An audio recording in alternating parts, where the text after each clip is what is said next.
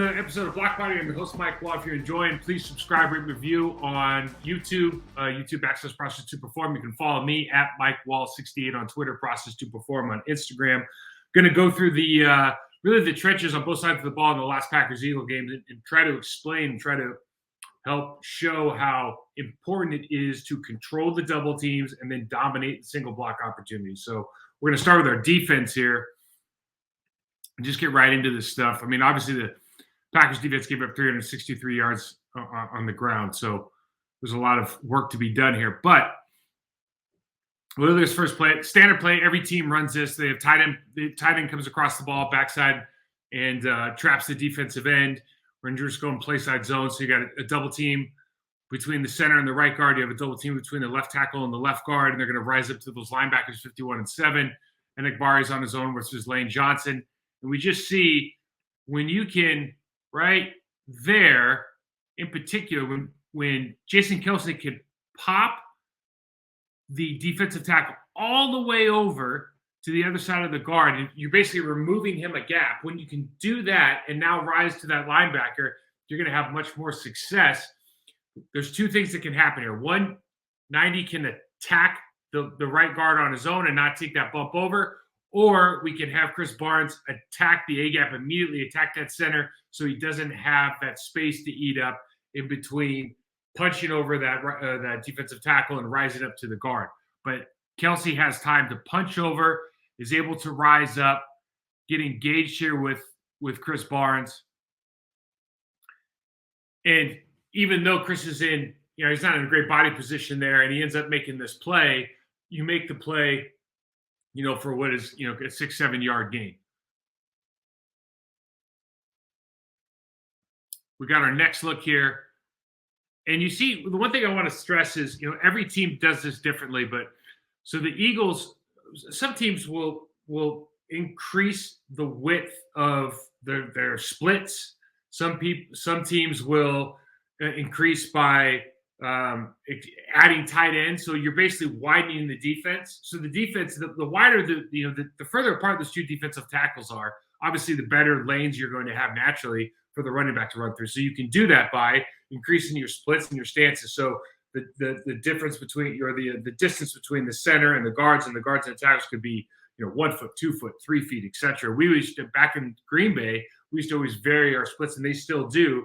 They vary our splits kind of according to play, but you try to be wider, because the wider you are, the more natural running lanes there will be. The other thing you can do is understanding what kind of defense the opposing team is going to play. You can hip off this tight end, knowing that we might be playing a 9 technique to that side. Now, in a similar play here, when you find success in these is when guys like Mean Dean Lowry can absolutely jam into that gap, stand up the guard, and then Slayton's doing the exact same thing. Slayton comes across the left guard's face, but knowing that they're running the tight end backside, and they're going to try to trap our backside defensive end, and they're going to try to take this play side as long as they can. Because Mean Dean Lowry and Slayton do such a good job of posting with their inside hand, and really Mean Dean Lowry's resetting the line of scrimmage, it forces this running back to bounce this play. And anytime you plan on going downhill and you have to bounce, this is where obviously the rest of the defense can swarm and make tackles. Now, this is something I wanted to bring up and show, just because, sometimes, I think Quay Walker is going to be a great player. Sometimes what happens is, this is an experience thing, right? There's just a little bit of awareness. He has eyes on the quarterback. You can see right here, Kelce's almost on him, right? So the ball's been snapped. Kelce was unmarked. In other words, there was nobody over the top of him as far as defensive line was concerned. And so he has free access to the linebacker as the middle linebacker who's trying to spy on Jalen Hurts. Like, you have to be aware of this now, right? It's too late. Kelce can actually choose what lane he wants Jalen Hurts to run through now. Easy play, out the door. It's just some awareness stuff. We'll go to the next play here. I just want to show how, in particular, Lowry, I want to back this up because Lowry does such a good job of attacking this double. So 94 attacks the tackle. He basically does not allow the right guard to be part of this play. And then you see Slayton over here, 93, does an excellent job of occupying both guys. So right now, as it looks, the guard nor the center, unless they can push him back to Quay Walker, are going to be able to get up to him clean. This is critical. 55 and Igbari does a good job here with the tight end, not losing too much ground.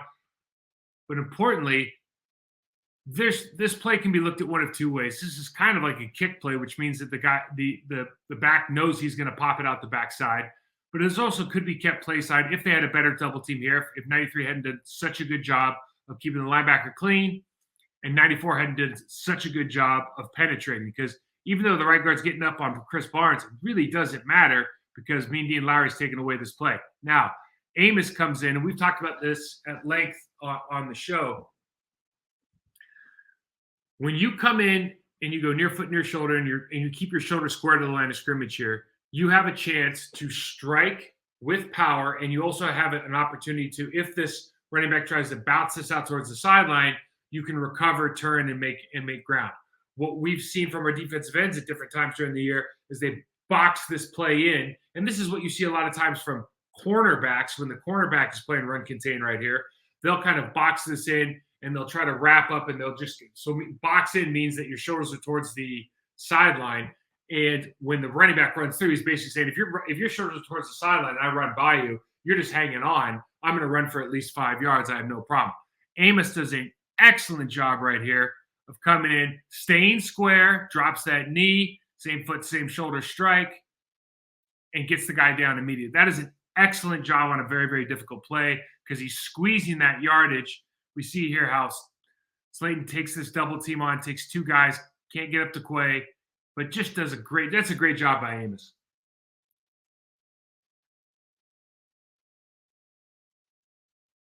This is the difference in the next play. If I can rewind this a little bit. Now you see center and left guard are doing a much better job of turning 93. They're going to push him into Quay Walker. We've gotten that bump from the right guard. So the right guard has bumped Lowry's hip and has actually knocked him to the backside of the tackle. And now when he attacks Chris Barnes, even though Chris Barnes does a pretty good job of filling this, the fact is 320 pounds on 245 pounds just really isn't a matchup anymore. And this turns into a bit of a tidal wave. But the difference is in these two plays, and these are consecutive plays in the game. On the first play, we defeat the double team play side, and we attack the backside of the double team on the backside of the play. So we attack the right tackle on the backside of the double team. We don't allow ourselves to get bumped over so we can get that penetration. We don't swing our hips around. So this is just, whether you want to say a great job by the Eagles or a not as good job by the Packers defensive tackles, this is the difference play to play. And, when you see a run play be successful or not successful, it could be something as simple as this. So this turns into a tidal wave, and not for nothing. Now this is something that you don't expect to see. So this is kind of the premier matchup, right? Kenny Clark, our best defensive tackle, versus Jason Kelce, one of the better centers in the National Football League. And Kenny false steps. Jason's on the wrong side. Kenny has perfect positioning here, fights against him, has the play in the hole, and just doesn't make the play. And this is the kind of game it was, and the kind of game it was for him in particular. You wonder if he had an injury or something, but you're not used to seeing things like that happen with a guy like Kenny Clark, who's been as successful as he has in this league. There was a couple plays like that in the game where you felt like he had the advantage, he had a play to make, and the play wasn't made. So we show the matchup here. And this is what you do from a defensive standpoint when you're playing against a really good offensive line. You want to start moving your defensive tackles around. So you start spiking them, and you don't even necessarily shoot the linebacker into the gap. So remember, every single gap is being covered by a defender. So the defender has a responsibility for every single gap on this defense. And right now, it looks like our left defensive tackle is going to have the B gap between the right guard and the right tackle, but he's going to spike down and take the A. And as he does that, right there, now 51 can shoot that gap. And again, instead of the running back hitting the hole, he has to bounce this play. You see Preston Smith is doing a great job of displacing on the line of scrimmage. And even though 51 doesn't make the play, he really does make the play. But if we go back and look at it, what really happens here is 90 does such a great job. Jaron Reed, such a great job of holding up. So now Kelsey can't get up to Quay. They can't get up to Chris Barnes. There's a huge hole here. And it just allows us to be a little bit more aggressive. Now, the downside, there's kind of two trains of thought. We always used to say, if you see a team that starts spiking their defensive tackles because they know they're outmatched, right? Because they can't kind of handle us one-on-one. One-on-one, we're going to destroy them, so they start moving guys around. Obviously, if you catch people, especially on the backside, that are trying to spike from like the B gap to the A gap, we catch them on the backside and we make sure they can't get to that A gap. All of a sudden, there's big plays to be made. There's always a plus and a minus, otherwise, of spiking your defensive tackles. Otherwise, people will do it every play.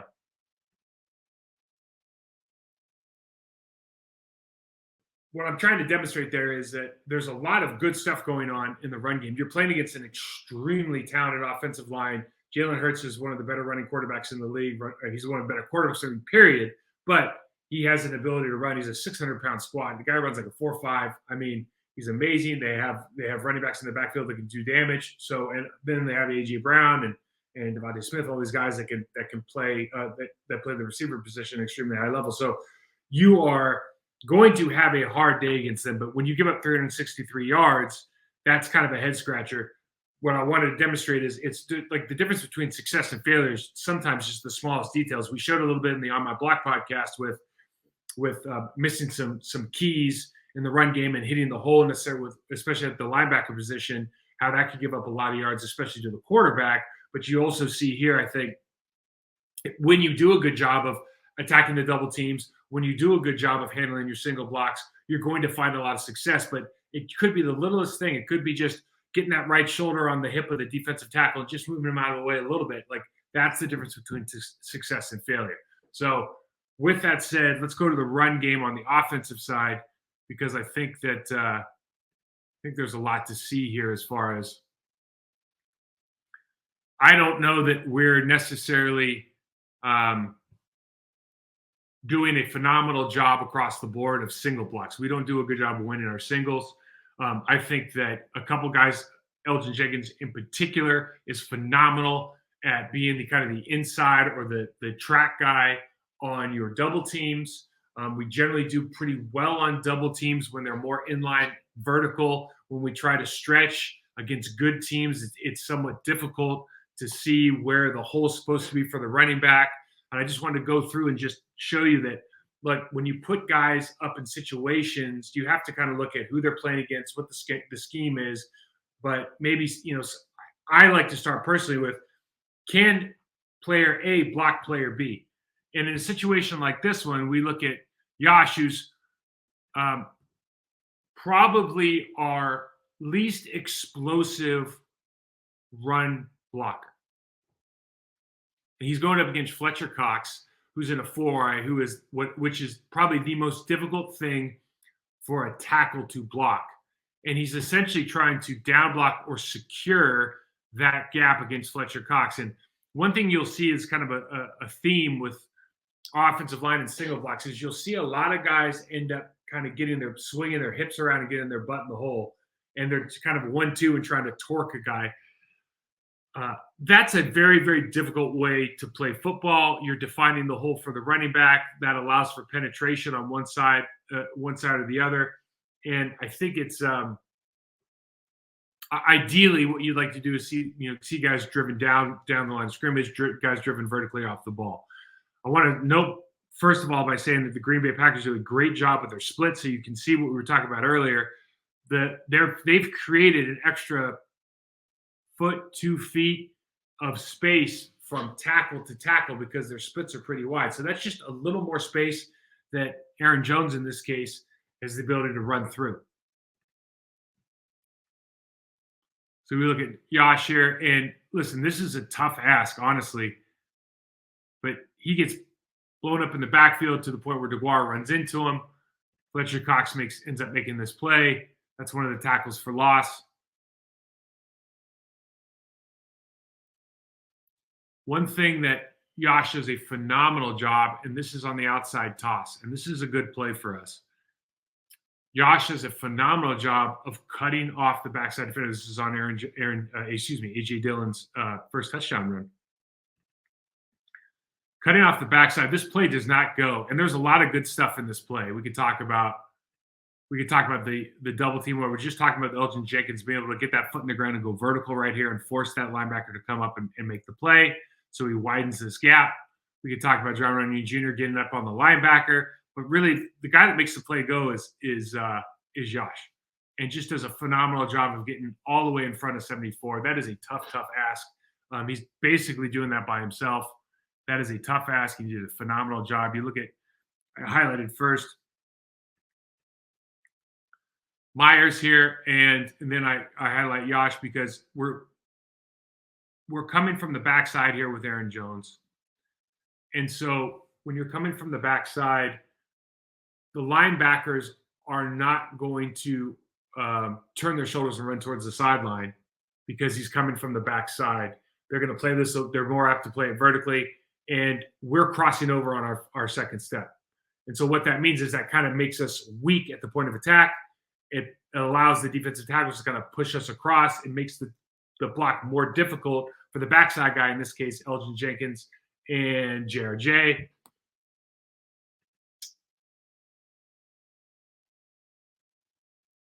And it allows that linebacker to just sit in the gap and make an easy play. Show that one more time right here.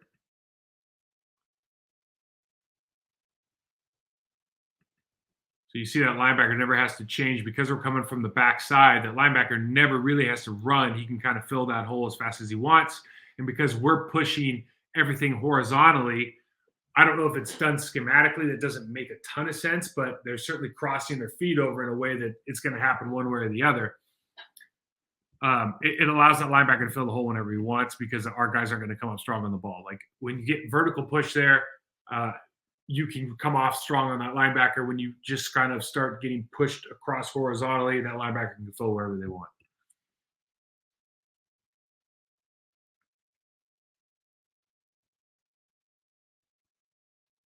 Okay. This is something that's kind of confusing as well when you just start thinking about, scheme, technique, what you're being taught to do. You see that Jenkins has an outside landmark on number 93, and you see that Bakhtiari has an inside landmark on number 94. The play direction from the handoff is going to be at the inside hip of Bakhtiari, but they are already kind of closing the hole because if Jenkins widens this guy like he's trying to, and Bakhtiari has given himself inside leverage, so he's not widening his player. You immediately shut the door on the first read. And this happened a couple times in the game. And you combine that with Myers is trying to get skinny through Linval Joseph to get up to the linebacker, and you're putting JRJ in a really difficult position. And you see that these plays just kind of get ate up, and we run hard, no question about it, but it's very difficult when we're not consistent with our landmarks across the board. Got another look here. So again, kind of head up. We're trying to get out of this as fast as we can. Obviously from a body position standpoint, you wouldn't say that Jenkins is in kind of his most powerful position ever. The difference here is, again, they're coming from the backside. So are we trying to get vertical pushers or so are we trying to stretch?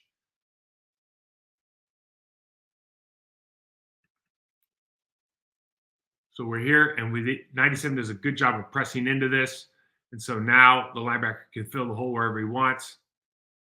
Myers takes a bad angle. Difficult play.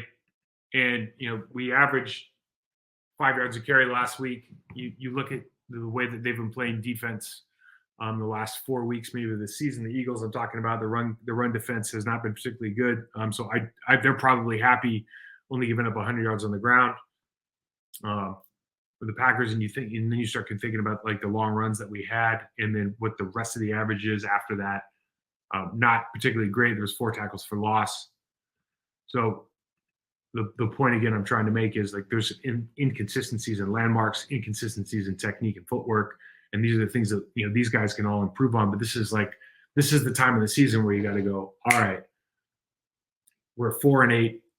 How am I going to improve individually to make myself the best version of me, so that I can serve this team as best as possible, so that I can give myself as many opportunities as I can, not only the rest of this season, but also going into next year. Okay. So as opposed to the backside handoff that we saw a couple plays ago, and I was talking about how the linebackers are not going to, they're going to be more apt to go vertical. You see here, these guys turn their shoulders. And it's essentially the same idea, except they're tossing the play. The real difference in that play between this play, and I understand it's a different formation. I'm just talking about up front, when you start talking about blocking responsibilities and what you're trying to accomplish. The difference between this play and the last one is from a lineman's perspective. When you toss this ball, we know those linebackers are going to run all of a sudden. And when they run, that means we're going to have more time on those doubles. We're going to have more time to get vertical push. We're going to have a little more time before we have to get off.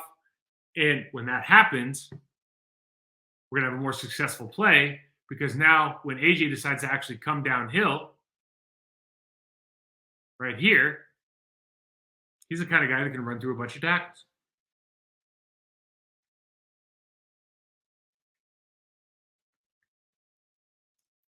Another one of those, it's a little bit confusing as far as what we're trying to accomplish.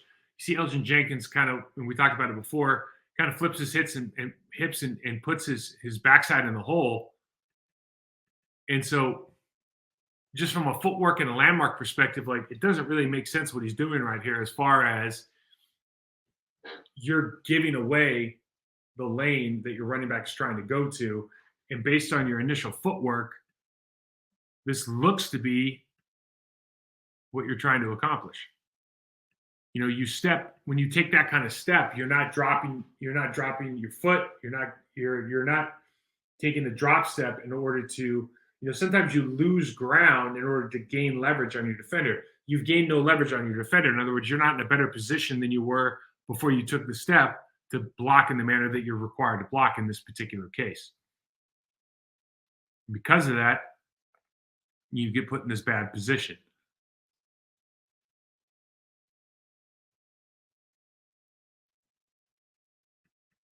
Now, this is what I think Jenkins is the best on the team at. He's that inside track. We showed it once before on the play side with the gap look.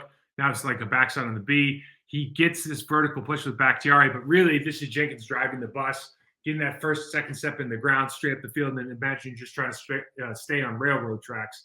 So I want to highlight him, but I also want to highlight, this is one of Josh Myers against Linval Joseph, who's a damn good player. One of the best blocks he had of the night, where he actually walks him back 5 yards by himself on what was essentially a down block, but ends up walking him vertically for about 5 yards and creates a monster hole. Plays to be made in here, and you just want to see consistency. Well, first of all, you want to see that we identify what we're really good at, as far as those two things, those two players in particular are really good at. How do we do that more often? Like, for example, we had guys that were really good at double teams. Kevin Berry was really good at single block and defensive ends. I was good at pulling. So what did we do? We ran 96 power load all the time. And you start to create ways to manipulate the defense to get into the positions where you can run the plays that you want to run, the stuff that your players are really good at. And specific players are good at specific things.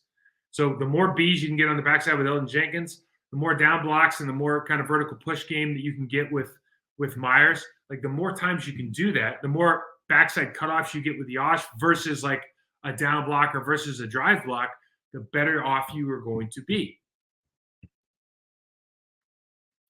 Wanted to highlight this play.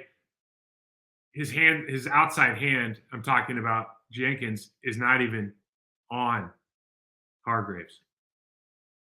This is box office. I mean, that's a box office block, man. It's a shame. It's a shame they called a hold on that because that was a heck of a play. So, again, all we're trying to demonstrate here is there's huge opportunities everywhere.